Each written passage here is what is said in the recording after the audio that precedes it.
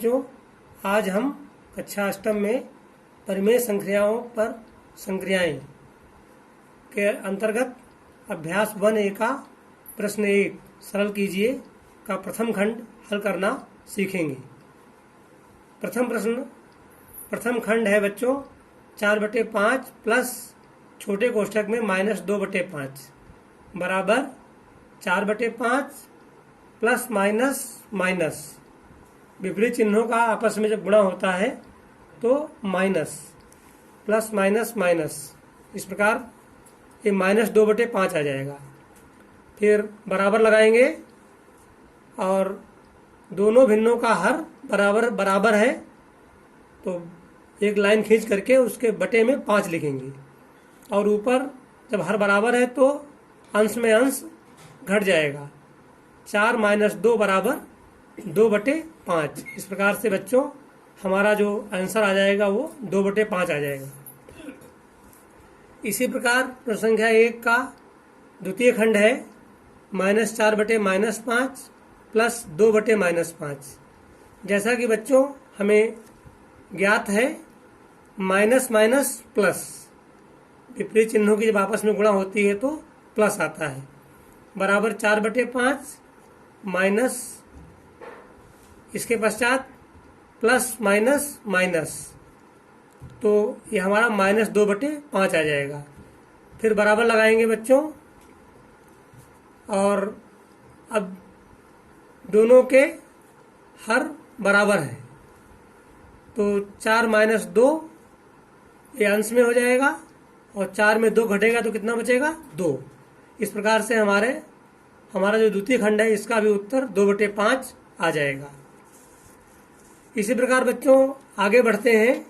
प्रश्न संख्या 2 हमारा है संख्या रेखा की सहायता से सरल कीजिए। तो इसका प्रथम खंड है 3/4 प्लस छोटे कोष्ठक में -3/2। इस प्रकार बराबर लगाएंगे बच्चों 3/4 इसके बाद प्लस माइनस प्लस मध्य में है और कोष्ठक में -3/2 है तो आपस में गुणा होगी प्लस माइनस 3/2। अब यहाँ पर हम बच्चों देखते हैं पहली भिन्न का हर 4 है दूसरी भिन्न का हर 2 है तो इनको हम आपस में घटा नहीं सकते जब तक दोनों भिन्नों के हर बराबर न हो। हर बराबर करने के 2 तरीके होते हैं बच्चों। एक दोनों के हर बराबर करना है तो पहली भिन्न का हर 4 है दूसरी भिन्न का हर 2 है तो अब दूसरी भिन्न का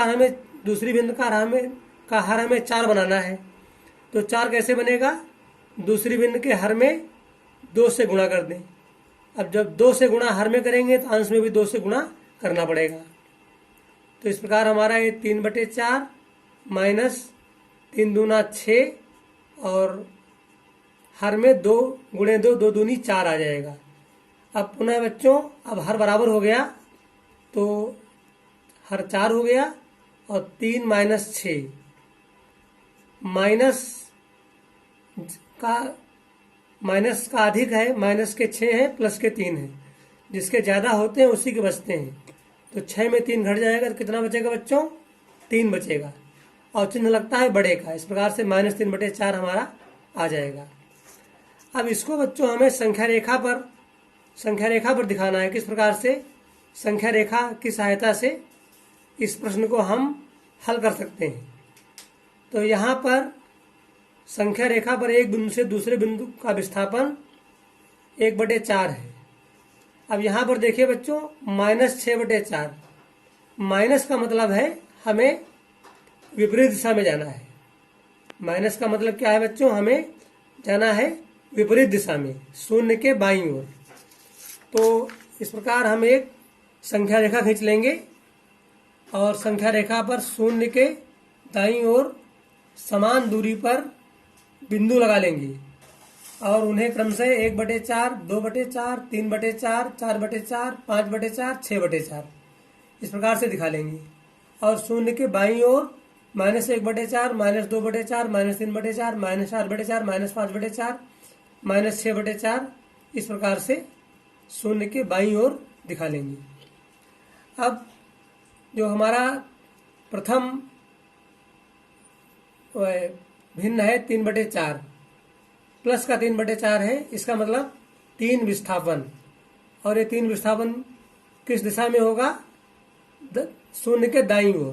प्लस का मतलब है दाईं ओर जाना है, माइनस का मतलब है बाईं ओर जाना है। 3 विस्थापन यानी 3/4। तो सर्वप्रथम बच्चों हम शून्य के दाईं ओर 3 कदम चलेंगे। तो इस प्रकार 1/4, एक कदम शून्य के दाईं ओर चल रहे हैं, एक कदम 1/4, दूसरा कदम 2/4, 3/4।